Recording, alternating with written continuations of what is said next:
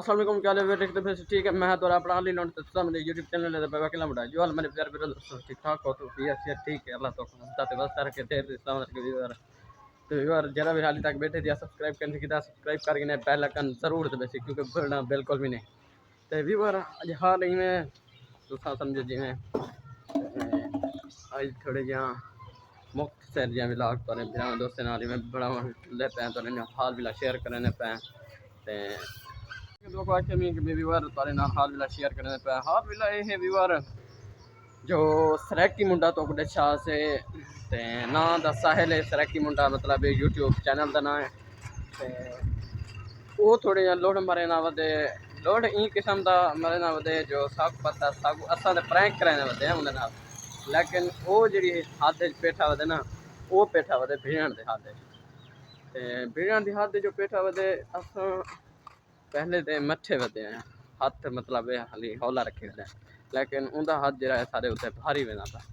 मैं भी ये आखे कि भाई अल्लाह खैर करे वधे हैं अगर सादे या मैं को या कहीं दोस्त को भी अगर पकड़िया ना असा भी वारा मतलब चुके सुके ना असा भी कहीं ना कहीं उनके बंदे को आखिर बलेटा देसू ते ई तरतीब नाल उन्हें कि ये भी तेरी गाल ठीक है लेकिन व्यूअर सीधी जी गाल दसा मैं ई टाइम कल्ला दा कल्ला जरा मैं तुहाडे सामने विदागर बढ़िया वदा ना मैं ई टाइम अपनी टीम दे विच सिर्फ आप टीम मारा मतलब मेरे खास एक दोस्त है वो इन्हें को मतलब जान का कह नहीं लेकिन मैं वो आके मेरी टीम में शामिल थी लेकिन वो के ठीक मैं थी होना लेकिन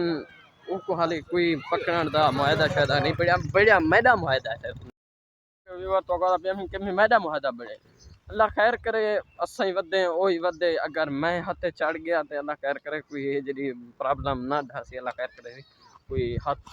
खिड़ान करे तो उन्हें नाल भी अगर उन्हें की था ते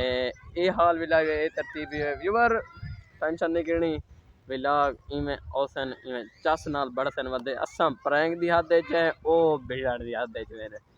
ते इवें अज असा के मुख्तसर या भिरा में दोस्तों को विलाग इन्हें आगाह कर दूँ कि भाई साढ़े नाल क्या तरतीब क्या निज़ाम एक करेने वदन क्या तरतीब है सारी कि भी असा सही भी वधे हैं सैट वधे हैं या कहना किवें हाल है तो ये हाल भी लाए व्यूअर तो बाकी टेंशन बिल्कुल नहीं गिरनी साढ़े जिमें अगो माशाअल्लाह विलाग अंधे रह गए या हुण अंधे पैन उवें भी